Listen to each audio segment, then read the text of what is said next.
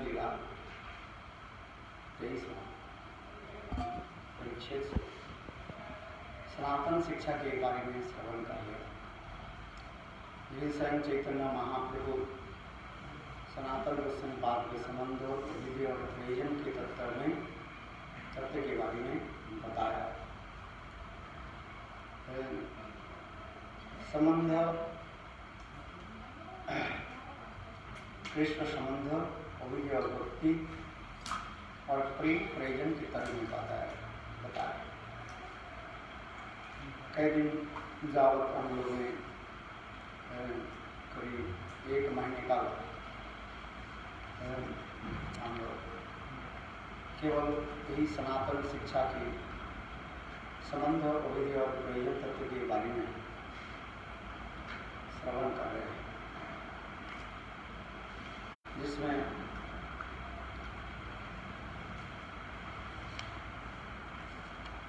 अभिधि तत्व के बाद हम प्रयोजन तत्व के बारे में श्रवण कर रहे हैं। जैसे प्रेम कैसे उदित होता है, प्रेम हृदय में उदित होने से क्या लक्षण दिखाई पड़ता है, सब कथा हम लोग श्रवण किया। क्योंकि अनर्थ निवृत्ति के बाद निष्ठा रुचि आसक्ति तक पहुँच जाए। ये आसक्ति तक उसके साधन कहा जाता है। आसक्ति के बाद भाव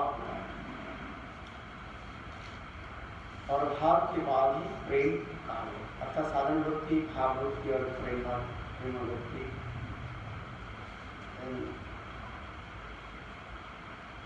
भाव की पहले उत्पन्न होने के हम लोग श्रवण किया, जिसको कहा जाता है रति कहा जाता है। रति उत्पन्न होने पर ये 3 स्वरूप लक्षण और 9 तटस्थ लक्षण के बारे में हम लोग आलोचना किया। और फिर वही भाव जितनी गाढ़ होती जाए और वह प्रेम को रूप धारण करते हैं। ये सब कथा भी हम लोग कई दिन जावत से श्रवण कर रहे थे। और जिसके हृदय में ये समस्त रति और भाव उत्पन्न होते हैं, उनकी बहिर्लक्षण की बातें भी बता रहे हैं। जहाँ चित्ते कृष्ण प्रेमा करे उदय तार वाक्य क्रिया मुद्रा विज्ञान अंतर्धार। जिनके हृदय में कृष्ण प्रेम उदित होता है, उनकी क्रिया मुद्रा बड़े बड़े पंडित लोग भी समझ नहीं पाते,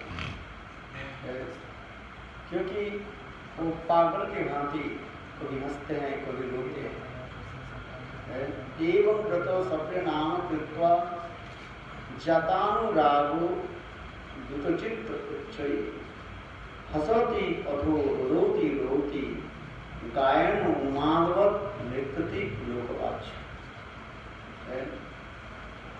कैसे उन्माद की भांति, पागल की भांति भगवान के नाम लेकर के कभी रोते हैं, कभी जमीन पर लोट उठ खाते हैं, कभी अट्ट हास्य आदि करते हंसते रहते हैं। इस प्रकार उनकी ये समस्त क्रिया आदि दिखाई पड़ता है। क्योंकि जैसे जैसे उनके हृदय में मिलन अथवा विरह की भाव उत्पन्न हो जाता है, विरह होने पर रोते और मिलनांतर भाव उत्पन्न होने पर वो हंसते रहते हैं। इस कथा को हम लोगों ने श्रवण किया है। क्योंकि प्रेम भक्त के लक्षण उनकी क्रिया चेष्टा आदि श्रीमद् भागवत में 11 स्कंध में 2 अध्याय में बताया गया।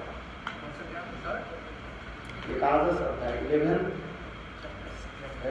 कैंटो 2nd chapter 40 श्लोक नंबर 40 ये एवं व्रतो सप्य नाम कृत्वा जतानुरागो उच्चै हसति अथो रोति रोति गायन उन्मादवत् नृत्यति लोकवाच।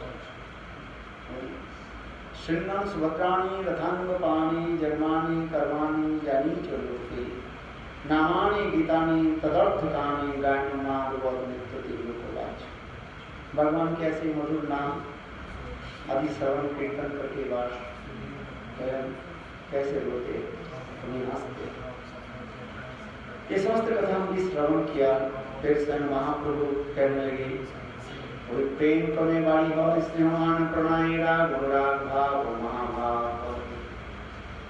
यह प्रेम और भी बढ़ते बढ़ते स्नेह मान प्रणय राग अनुराग महाभाव आदि प्रकार के हम लोग ये भी श्रवण किया। साधक देह में तो सब उदित होना संभव नहीं। भाव की अंकुर उदित होने पर साधक उसके सहन कर नहीं पाए, वो सभी छोड़ करके चले जाते हैं। जोग माया के कृपा से जिस प्रकट धाम में भगवान की लीला होती है और वहीं पर वो पुनः जन्म आदि लेते हैं, फिर उनकी ये समस्त क्रिया भी दिखाई पड़ता है। क्योंकि प्रेम की जो दशा है सिद्धि दशा में चले जाते हैं। साधक के लिए सब संभव नहीं है। तथापि यहाँ पर सब वर्णन इसलिए कर रहे हैं, ये जिसके हृदय में प्रेम उत्पन्न होता है क्या करते हैं क्या नहीं करते हैं, प्रेम की स्थितियां क्या है वो भी बता दिया है। इसलिए कहा प्रेम कभी बाड़ी हो स्नेह मान प्रणय राग अनुराग भाव महाभाव।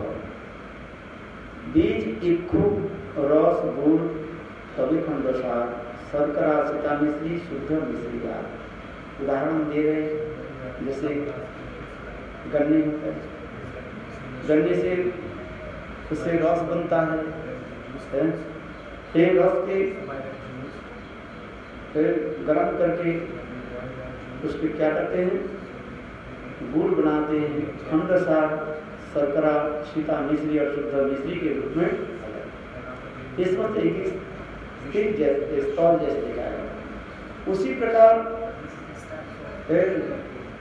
यह जिचे प्रेम निर्माण क्रमे बाड़ी साधे रुति प्रेमादि कोई बड़ी आशा। इसी प्रकार प्रेम रुति आदि प्रेम आदि उसी प्रकार बढ़ते रहते हैं और परम असाधनीय होते हैं, स्वादिष्ट होता है। अधिकारी भेदे रति पंचप्रकार संतदस सख वात्सल्य मधुरार। এই पंचस्थायी भाव হয় पंचरस जिरसेर भक्त सुधे कृष्ण হয় বশ। প্রেমাদিক স্থায়ী ভাব সামগ্রিক মিলনে कृष्ण भक्ति रसरूपे पाए परिणामे। सब कथा में हम लोग वर्णन किया था कैसे हृदय में रस आदि आस्वादन होता है। 49 टाइप्स ऑफ इंग्रेडिएंट्स के द्वारा ही रस आस्वादन होता है। ये सब कथा भी हम लोग कई बार आलोचना कर चुके हैं। इसलिए कहते हैं प्रेमादि प्रेम आदि स्थायी भाव सामग्रिक मिलने भक्ति रस के पाए परिणाम स्थायी भाव के ऊपर विवाह अनुभाव सात्विक व्यभिचारी मिलन के द्वारा ही रस उत्पन्न होता है। इसलिए कहते हैं विवाह अनुभाव सात्विक व्यभिचारी स्थायी भाव रस है व्यभिचारी मिली। दधि जना खंड खंड मरी कर्पूर मिलने रसलाक्ष है रस अपूर्व आस्वादने। फिर महाप्रभु पुनः उपमा दे रहे हैं, जिस प्रकार सुंदर स्वादिष्ट रस बनाने के लिए दही के साथ खंड मरीच कर्पूर इलायची आदि देकर के सुंदर स्वादिष्ट बना उसी की रस की पूर्ण अवस्था होता है। इसमें फिर कहते फिर आलम्बन दो प्रकार के विभाव कहा जाता है, विभाव अनुभाव सात्विक व्यभिचारी। ये समस्त भी हम लोग आलोचना किया है। आलम्बन होता है एक उद्दीपन होता है। आलम्बन दो प्रकार का होता है, एक विषय आलम्बन एक होता है आश्रय आलम्बन। कृष्ण सदाशिव जो है विषय आलम्बन होता है और उनके भक्त लोग लेते हैं आश्रय आलम्बन। कभी कभी प्रेम वैचित्रता में आदि जो है राधा कृष्ण जुगली जो है आश्रय आलम्बन हो जाते हैं। कुछ समय मंदिर आदि जो है विषय आलम्बन होते हैं और मंदिर से क्या आदि जो है वो आश्रय आलम्बन हो जाता है। इसके आदि की कथा वर्णन करते वंशी स्वर आदि उद्दीपन कहा जाता है। फिर अनुभाव के बारे में भी बताया गया। स्मित हास्य गीत आदि सब उद्भास स्तंभ सात्विक ये सब अनुभाव होता है, ये सब वर्णन करते जा रहे हैं। वास्तव में कोई ज्ञान के द्वारा नहीं होगा, पढ़ लिया किंतु उसके अनुभव होता है जब सिद्धि दशा में पहुंच जाता है। कुछ को एक्सपेरिमेंट करना होता है। लैबोरेटरी में जाकर के क्या करना पड़ता है? एक्सपेरिमेंट होता है। विज्ञान में दो विषय होता है, एक होता है क्या थ्योरेटिकल विषय के बारे में जानना, उसके थ्योरेटिकल कहा जाता है। और प्रैक्टिकल एक होता है परीक्षागार में जाकर के लैबोरेटरी में जाकर के साक्षात रूप में उसके परीक्षण आदि किया जाता है। जैसे उदाहरण दिया गया, जाऊल कहने से आपकी तरल पदार्थ की प्रतीति होता है। जल कहने से थियोरेटिकल में आपको जाना पड़ता है क्या, हाइड्रोजन और ऑक्सीजन मिलकर के जल है, जिसका H2O हाइड्रोजन और ऑक्सीजन मिलकर जल। किंतु हाइड्रोजन और ऑक्सीजन मिलकर के कैसे जल बनता है उसको आपको प्रमाण करने के लिए, बात देखने के लिए कहाँ जाना पड़ेगा? लैबोरेटरी में जाना पड़ेगा और जाकर के फिर टेस्ट करना पड़ता है। टेस्ट करने की अनेक प्रकार की विधि है, वहीं पर सिखाया जाता है। ठीक उसी प्रकार प्रेम राज्य की जो कथा हम श्रवण कर रहे हैं, बात बोल रहे हैं, ये वास्तव उस जगत में जाने पर ही तब पता लगता है। तब ये समझते इसलिए किसने व्यवहार बोला, किसने, क्योंकि साधक कहाँ तक पहुँच सकते हैं, भाव के अंकुर कहा जाता है, गति तक पहुँचता है। और बाकी सब ये सिद्धि दशा की कथा है। तत्वविद लोग कहते हैं सब सिद्धि दशा की कथा है। तो हम लोग ये श्रवण कीर्तन आदि करते हैं किस लिए? तो इस साधक से भी तो उसके प्राप्ति करना संभव नहीं है, कुछ भी कर रहा है। कितने जन्म लग जाता है केवल अनर्थ निवृत्ति आदि से, इधर से काम क्रोध आदि दूर करने में कितने जन्म लग जाता है। और फिर आगे जाकर के किसी जन्म में सत्संग आदि के द्वारा फिर आगे जाकर के धीरे धीरे श्रद्धा साधु संग भजन क्रिया अनर्थ आदि निष्ठा रुचि आसक्ति भाव अर्जुन तो प्रवेश करते हैं। तो इसलिए ये कहते हैं श्रवण की क्यों हम श्रवण करते हैं, ये श्रवण कथा। तो उसके संदर्भ में कहा जाता है चित जगत की विलास क्या है, क्या चीज प्रेम की विलास है क्या है? हमारे त्रिविक्रम गोस्वामी महाराज जी उदाहरण देते थे, बहुत सुंदर उदाहरण है। ये छोटे एक बच्ची के जो है उनकी जब वो होता है अन्नप्राशन होता है, अन्नप्राशन होता है। अन्नप्राशन क्या है? फर्स्ट ग्रेन सेरेमनी है, ग्रेन सेरेमनी जब होता है और उनकी माता पिता मानो बहुत मूल्यवान उनको हार उनको उपहार दिया है, किंतु उस बालिका के उस हार के बारे में उसको कोई पता नहीं, उसको दिखा दिया बस है। और कभी उसको भी पहना दिया, पहना करके फिर रख देते हैं क्योंकि कहीं चोरी ना हो जाए, खो न जाए है। फिर वो अत्यंत मूल्यवान हार को कहाँ रखा जाता है? सेफ में काला बिल्कुल। जब वो बच्ची जब बड़ी हो जाती है, विवाह को जब बनते हैं तब उसको वही जो हार गुप्त स्थान पर रखा था उसको दिया जाता है। क्योंकि योग्यता जब तक नहीं हो अयोग्य व्यक्ति को दिया जाए वो नष्ट कर देता है। इसलिए बंगाल में कहा जाता है बंदर क्या जाने अदरक का स्वाद। अदरक में क्या स्वादिष्टता है, बंदर क्या समझे? ठीक उसी प्रकार जीव जब अनर्थ से मुक्त नहीं हो वास्तव इसके अनुभव कर नहीं पाए। किंतु ये श्रवण आदि करते जन्म श्रवण आदि करते किसी जन्म में भगवान और भगवत भक्त की कृपा से तो भी धीरे धीरे ये समस्त अनुभव होता है। नहीं तो जितने भी कथा हम बोलते जा रहे हैं वो फायदा कुछ नहीं हो रहा है। इसलिए कहते हैं कैसे हम अनर्थ की निवृत्ति कैसे करें, अनर्थ कैसे जाए। अनर्थ दशा में श्रवण करने भी कुछ लाभ भी नहीं होता, अधिक लाभ कुछ नहीं होता है। यही तो दिखाते जा रहे हैं। क्योंकि श्रवण की अधिकार भी भेद से उसके अनुभव वो विचार करते सब है। फिर हमारे त्रिविक्रम गोस्वामी पाद तीर्थ से महाराज की उदाहरण दिए है।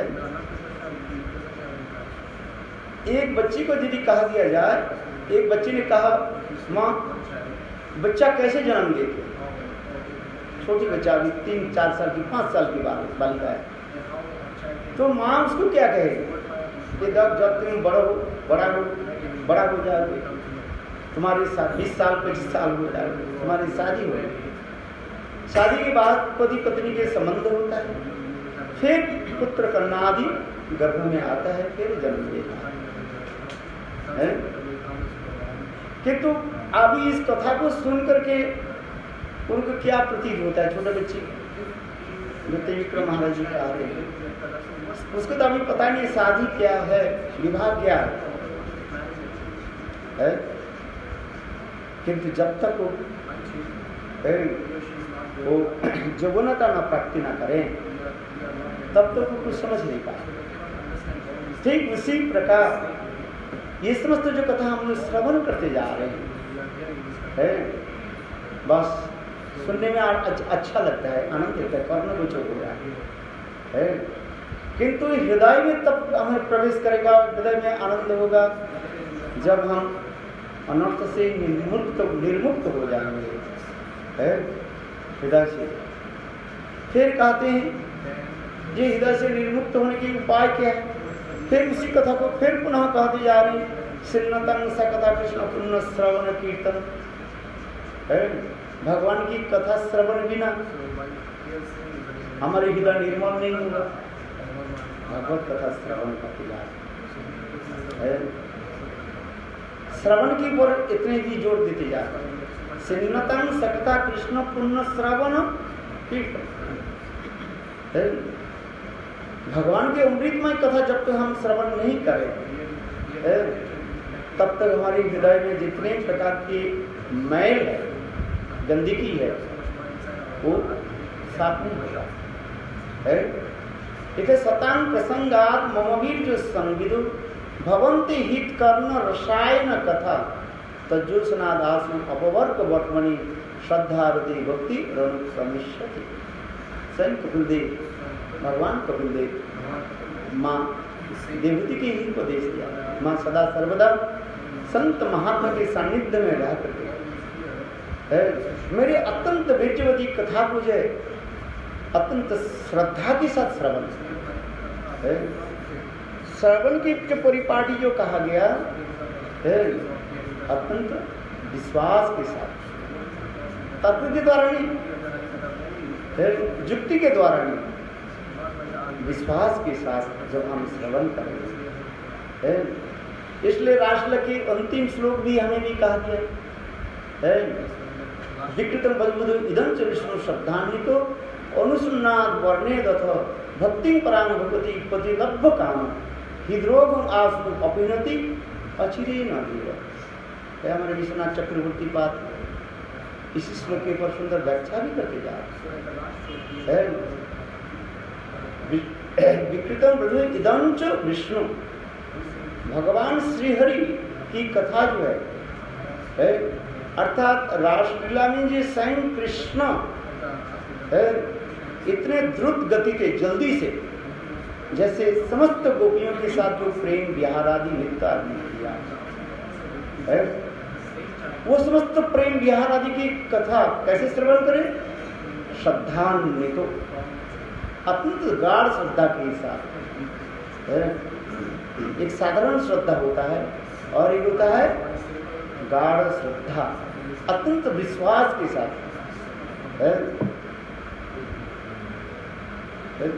और कहते हैं अनुसुन्नात, गुरु मुखा सुन्नात।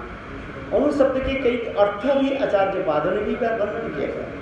निरंतर श्रवण करते हैं, विश्वास के साथ श्रवण करते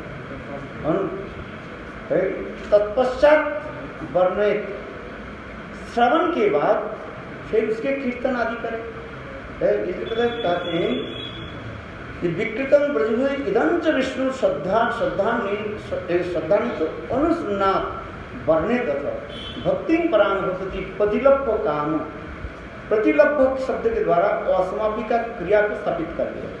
संस्कृत में प्रतिलब्ध प्राप्त करके है।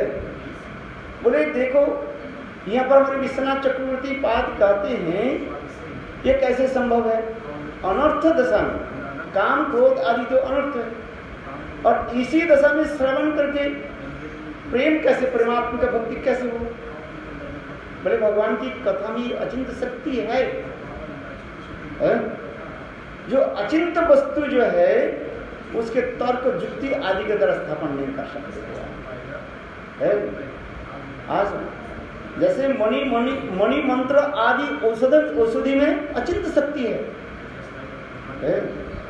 जो हमारे विचार के परे कहा जाता है। इस संसार में भी जड़ वस्तु में अनेक अचिंत शक्ति है। अनेक प्रकार की जो जड़, पेड़ के जड़ आदि जो है, आपको देखो आपके सर्प नहीं आएगा, घर में सर्प नहीं प्रवेश नहीं करेगा। अनेक प्रकार की ऐसी वस्तु है ग्रहण करने से मिल जाता है। वस्तु में वस्तुत्व है, मंत्र आदि के द्वारा अनेकों अद्भुत क्रिया आदि दिखाई पड़ता रहता है।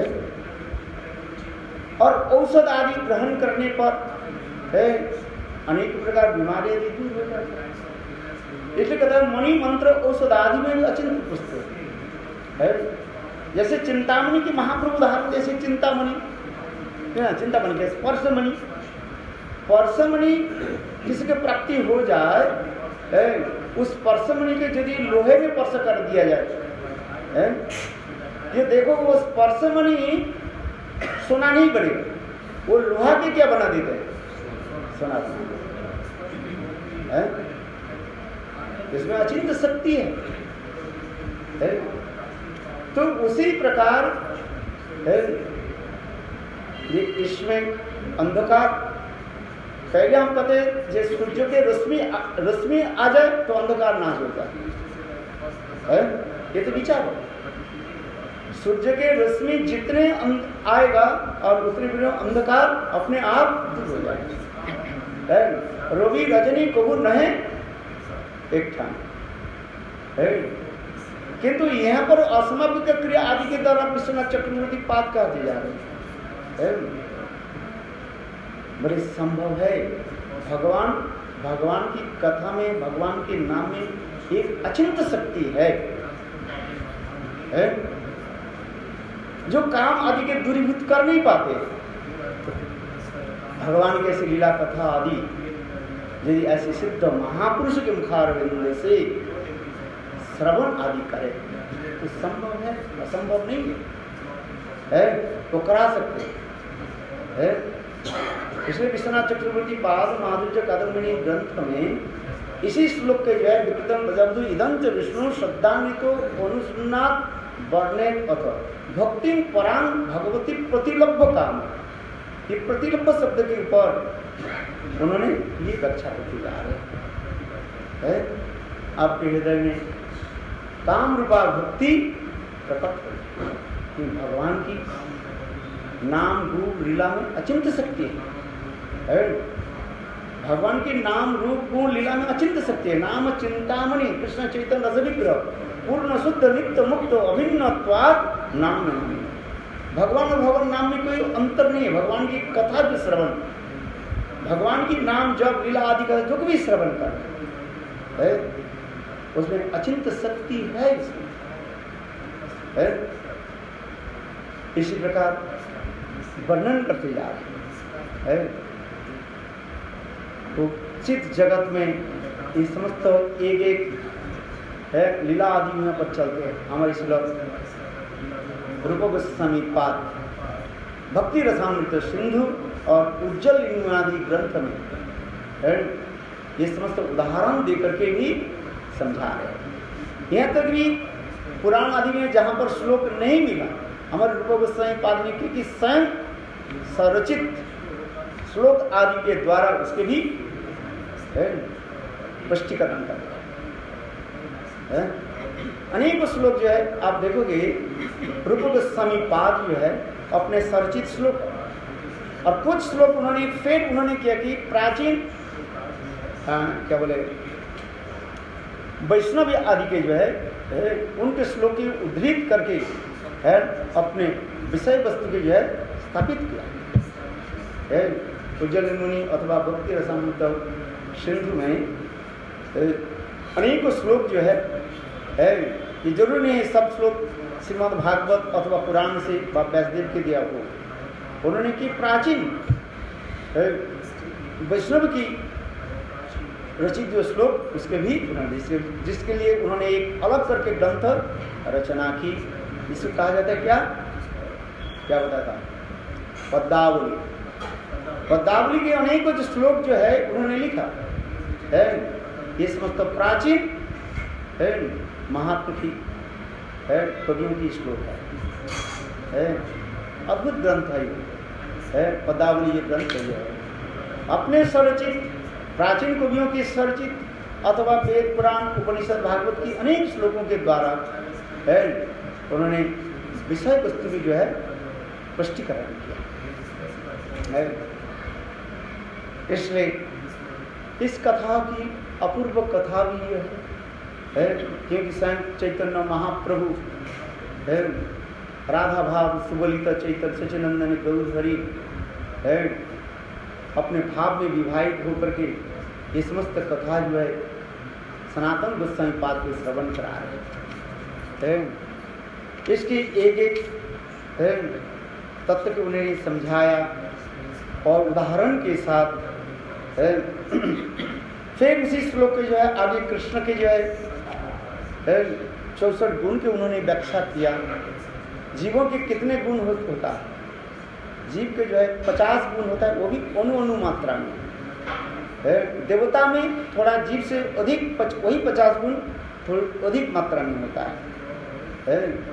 शिव जी में 55 गुण होता है 5 अधिक गुण रहता है और उसके आगे वैकुंठ में भगवान विष्णु के गुण कितने होता है 60 गुण होता है।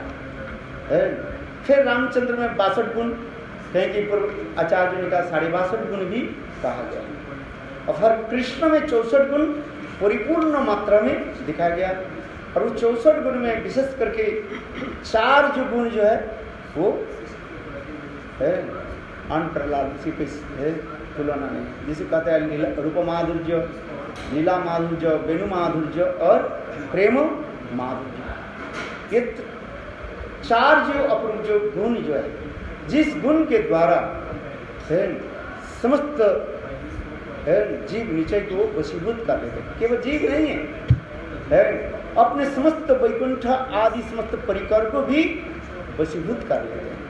यहाँ तो ये कहते हैं ये कृष्ण ऐसे सुंदर रूप माधुर्य आदि के देख कहते हैं ये वासुदेव कृष्णेर माधुर्य देखी वासुदेवे है स्वयं वासुदेव कृष्ण जो है द्वारका में जो शंकर वासुदेव संकर्षण पद्मन अनिरुद्ध वासुदेव कृष्ण जो है वो भी छवि होता है गोविंद की इतने सुंदर है जगत में है समस्त त्रि जगत को किस प्रकार जो है आकर्षित आदि करते हैं पता नहीं क्या होता है ये अपने धर्म पालन करेंगे है फिर कहते हैं राधा जी के भी इसके आगे जाकर के राधा जी के गुण आदि वर्णन किया गया है राधा जी के 25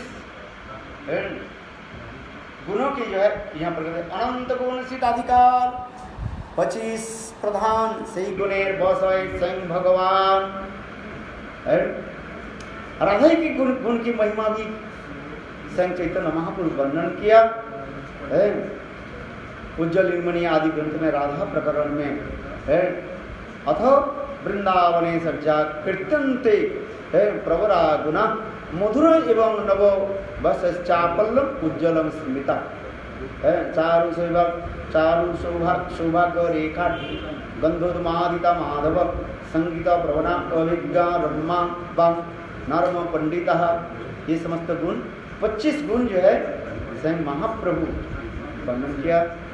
इस प्रकार वर्णन करने के बाद नायक नायिका की रस के आलम्बन ये सभी वर्णन किया है और उसमें देखा ये नायक नायिका में विशेष करके सर्वश्रेष्ठ जो है नायक बलिनंदन श्याम सुंदर जिसके बारे में आप लोग ने श्रवण किया जिसे कहा जाता है धीर ललित नायक है और श्रीमती राधिका उस समय साधी भर्तिका नायिका के भाव प्रकाश आदि करते हैं ये समस्त भी वर्णन किया गया तस्वीर संक्षेप में ये सब बताया यही मतदास सखे वत्सलगण यही मतदास सखे सखगण वत्सल्य माता पिता आश्रय अवलंबन वही रस अनुभवी जैच भक्तगण वही छे रस है सुनो ताहार लक्षण।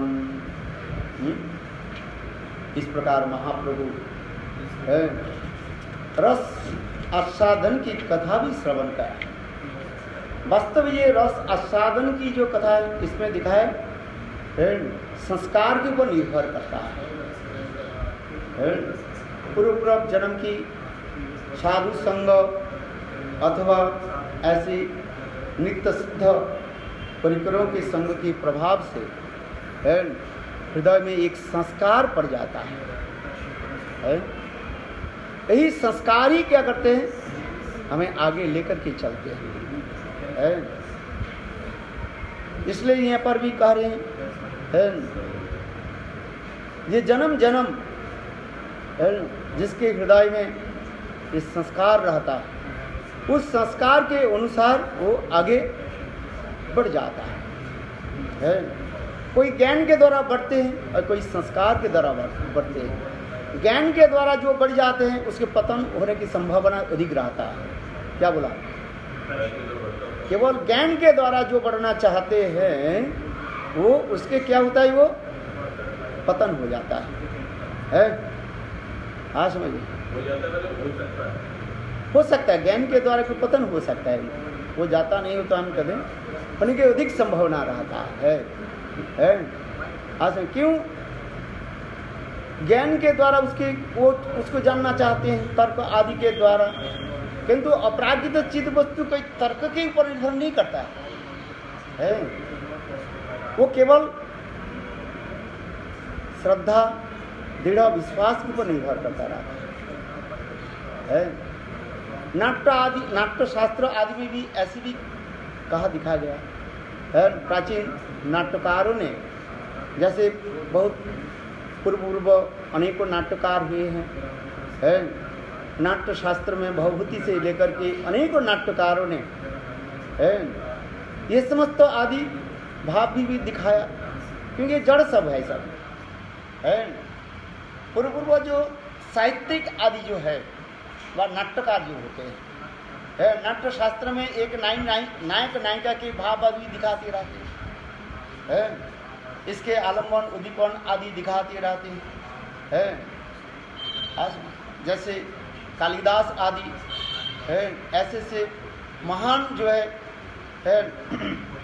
रसशास्त्र के विद्वान भी दिखाया गया विक्रमादित्य के सभा में है। ऐसे ऐसे नाटककार जिसमें उन्होंने लिखा क्या मेघदूत, शकुंतला और अभिज्ञान शकुंतला, मेघदूत है, कुमार संभव और ये क्या है, चार जो नाटक लिखा गया है, इसमें वो दिखा गया है ये प्रिया प्रियतम की विरह में है कैसे तड़पते रहते हैं, विरह के भी दिखा गया है। मेघदूत में है, डिग्री को उसमें पढ़ाया जाता है, ये मेघदूत पढ़ाया जाता था है। तो मेघदूत जो है एक नायिका जो है उसमें दिखा रहे, साग की कथा जो है कालिदास में भी लिखा है। एक मेघ बने बादल के दूध बना करके अपने प्रियतम के निकट भेज रहे हैं। देखो हमारे अपराकित कवि जीव रूप गोस्वामी पाद है, उससे भी अधिक माधुर्य की प्रकाश कर, जैसे हम सब लिखा है ऐसा नहीं। मेरे ख्याल से हंसदूत जो है ये भी है, मेरे ख्याल से पता नहीं महाप्रभु के पहले मिलन के पहले है कि बाद में होगा सर, मेरे ख्याल यदि संभव जो है महाप्रभु के मिलन के पहले रूप गोस्वामी पाद हंसदूत ग्रंथ रचना की, उसमें भी विरह दिखा रहे हैं।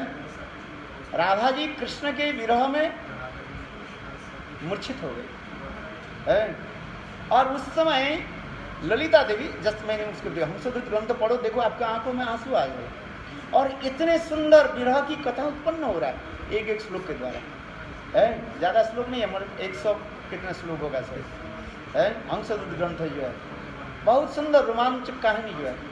एक तरफ मेघदूत रख दो, जैसे कहते हैं प्राकृत कवि जो है कालिदास मेघदूत है, और एक तरफ जो रखो हंसदूत है। देखने में एक जैसे लगेगा किंतु उसमें कवित्व, लालित्य, प्राकृत्य, भावना, रस माधुर्य की पुष्टि है, वो अभावनीय है, जिसके शास्त्र जिसकी शब्द के द्वारा वर्णन नहीं होगा है। आशा क्यों कभी कभी इसको तुलना होती है, एक प्राकृत कवि और एक अप्राकृत कवि है। रूप गोस्वामी आदि समस्त अप्राकृत कवि भावना, जस्ट मैंने उसकी तुलना कर रहे हैं। जे राधा जी कृष्ण विरह में जब मूर्छित हो गई तब ललिता देवी गई है पानी भरने के, जमुना में पानी भरने के लिए है, अर्थात राही के मुंह में आंख में पानी छिटकने। और उस समय एक सुंदर शुभ्र सफेद राजहंस को देखा और राजहंस के देख करके स्वयं ललिता देवी उसके दूत के रूप में मानो वृंदावन में क्या बोले मथुरा में उसको भेज उसके वर्णन होते जा रहे और कैसे कैसे स्थान पर कैसे सरोवर होकर के कहाँ कहाँ उसके पहुँचना है, उसके सारे भावों की व्यक्त करते जा रहे हैं। इतने सुंदर चित्र अंकन किया है, वो अपूर्व जैसे लगता है। जैसे कृष्ण राधा जी के ब्रजवास के भाव विरह में से तड़पते हुए उद्धव को भेजा, जिसको उद्धव संदेश कहा जाता है, और स्वयं कृष्ण उद्धव को भी बताया ये कहाँ कहाँ कैसे जाना है, मार्ग कैसे है, इस स्थान पर ये दर्शन होगा, इसको दर्शन करके जाओ, इस दर्शन पर जहाँ जहाँ पर मेरा लीला आदि हुई। ठीक उसी प्रकार ये हंस के जो है वो ललिता देवी उसको वर्णन करते जा रहे हैं, अपूर्व को समझते हैं। इसलिए मेरे कहने की तात्पर्य यह है जो पूर्व आचार्यों की है जो रसमाधुर्य ग्रंथ आदि है, उस ग्रंथ में भी ये समस्त अपराकृत भाव भी कैसे वर्णन होते जा रहे हैं। जैसे चैतन्य महाप्रभु केवल मात्र रथ यात्रा के समय है, साहित्य दर्पण के एक श्लोक है, तो श्लोक क्या है? प्रिय जो कुमार हर, इस श्लोक की कीर्तन कर रहे हैं, बिल्कुल है प्राकृतिक है, नायक नायिका की भांति है, जिसे कामोद्दीपक कहा जाता है। और उसी श्लोक के जब चैतन्य महाप्रभु बार बार कीर्तन करने लगे और महाप्रभु के भाव देखकर स्वरूप दामोदर भी है सहित प्राण न पाइन जहाँ लगे जहाँ मदन दहने झुरी गए। और महाप्रभु कैसे उल्लास होकर के नृत्य आदि करते हैं। फिर उसी श्लोक के जो उसी भाव को जो कौमार हर, इस श्लोक तो साहित्य दर्पण के श्लोक है और जड़ कवि का है। एक विवाहिता जो स्त्री जो है और विवाह के पहले एक और उनके साथ प्रेम क्या हो गया था, अवैध रूप में प्रेम हो गया है, और फिर विवाह होकर के दोनों मिल रहे हैं, किंतु उनके हृदय में वो सुख आनंद नहीं हो रहा। यही तो बताते जा रहे, संक्षेप में भी बताया है। और महाप्रभु बार बार उस श्लोक के जो है उच्चारण करते जा रहे हैं, सारे भक्त के सिर तो घूमते जा रहे हैं। ये महाप्रभु सन्यासी है। कवि चैतन्य महाप्रभु है, ये समस्त चीज नहीं बोलते हैं। जड़ शब्द जड़ है, स्त्री पुरुषों की कथा नहीं बोलते हैं। आज महाप्रभु ऐसे शब्द क्यों बोले? तो उस समय महाप्रभु के हृदयगत भाव कौन जानते? सर्वदामोदर है। और उसी साथ रूप गोस्वामी पाद पहुंचे और रूप गोस्वामी पाद महाप्रभु के भाव को जान लिए। और रथ यात्रा के पश्चात जब चले गए, देखो रूप गोस्वामी पाद हरिदास ठाकुर की सिद्ध गोकुल में आए और रात भर उसके चिंतन करके ठीक उसी श्लोक के प्रारंभ श्लोक उन्होंने लिखा, प्रिय सुवयं सहचरी कुरुक्षेत्र में लिखा। कितना श्लोक उन्होंने लिखा है।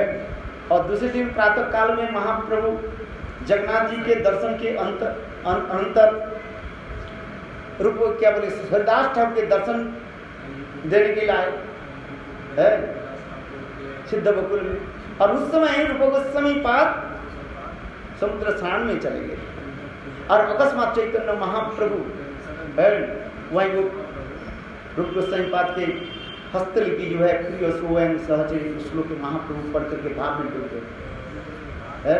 और ठीक उसी समय रूप गोस्वामी पाद समुद्र स्नान आकर के माने समुद्र स्नान के पश्चात महाप्रभु जब प्रणाम करने लगे है और महाप्रभु की पीठ पर थपथपाए और महाप्रभु स्वयं कहा, क्या तुमने ये श्लोक लिखा?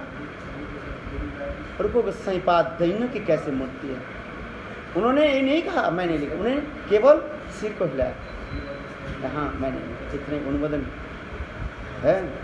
और महाप्रभु स्वरूप दामोदर आदि के कहने की देखो है गतकल काल मैं जगन्नाथ जी के सामने जो नित्य गीता जो भाव के साथ मैं जो एक प्राकृतिक नायक नायिका की भाव लेकर नृत्य किया था, और ये मेरे भाव को कैसे जान लिया है। कुरुक्षेत्र मिलन के समय की लीलाओं की जो है ये कैसे जान देखो है।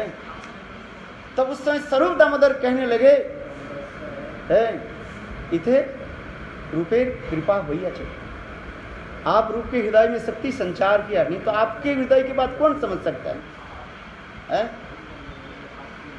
आपके कृपा बिना आपकी तब तो आपकी ये भाव कौन जान सकता है? महापुरुष स्वयं भी स्वीकार किया अवश्य है। एक्चुअल में रूप जब मुझे मिले थे कहाँ है प्रयाग में, जोग्य पात्र जानी रूपेरे सारी शक्ति संचार मिला, महाप्रभु स्वयं स्वीकार किया है। और महाप्रभु बहुत प्रसन्न हुए इस श्लोक को पढ़कर है।